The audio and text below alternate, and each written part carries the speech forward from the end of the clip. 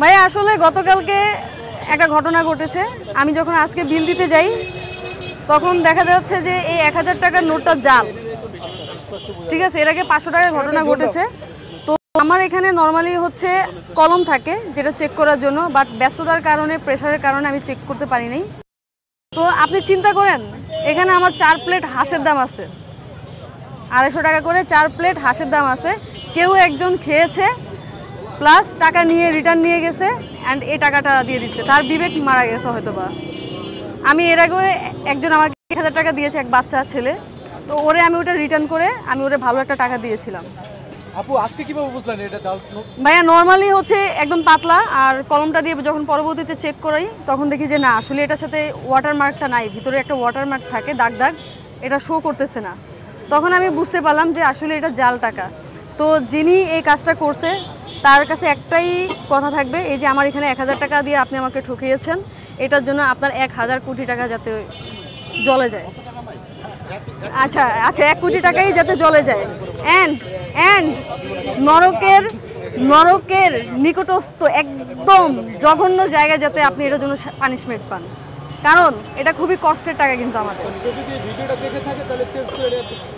না না, সে চেঞ্জ করার কোনো অপশনই নাই, কারণ এই টাকাটা হচ্ছে ভাইয়া আমি এই টাকা কখনোই হচ্ছে ইয়া করব না,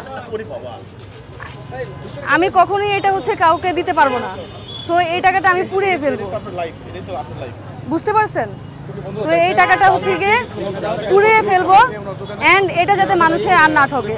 পুরা কাগজের স্মেল আসতেছে, দেখছেন কিভাবে ধরে গেছে। তো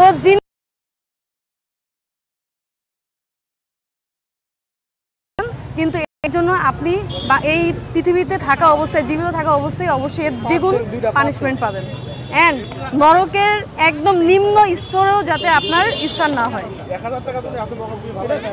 না না না না ভাইয়া, এটা 1000 টাকা না। আপনি দেখেন এখানে আমরা মাথার ঘাম পায়ে ফেলে এখানে কিন্তু বিজনেস করছি, মাথার ঘাম পায়ে ফেলে। যখন আসি ঠিকঠাক, কিন্তু যখন আমি বাসায় ফিরি তখন অবস্থা নিজের চেহারার দিকে নিজে তাকাইতে পারি না, এত করুণ অবস্থা থাকে। অর্থাৎ আমার খুবই পরিশ্রমের টাকা এটা। এর আগে এখন মানুষ অনেক সময় তাড়াহুড়া দেয়, এই বিল নেন না কেন, বিল নেন না কেন, এই তাড়াতাড়ি খাবার দেন, মানে করে, এর ভিতরে কিন্তু এই ঘটে। তো এখন এইটাই আগে হচ্ছে, যেহেতু আমি বিজনেস করতে আসছি, অবশ্যই মানব সেবা করতে আসিনি বা হচ্ছে লস দিতেও আমি আসিনি। আগে হচ্ছে আমার নিজেরটা দেখতে হবে, তারপর আমি আরেকজনকে হচ্ছে গিয়ে ভালো কিছু ফিডব্যাক দিতে পারবো বা সার্ভিস দিতে পারবো। তো অবশ্যই আমি আগে নিজেরটা দেখবো, এখন আরও বেশি সতর্ক হয়ে গেলাম। গতকালকে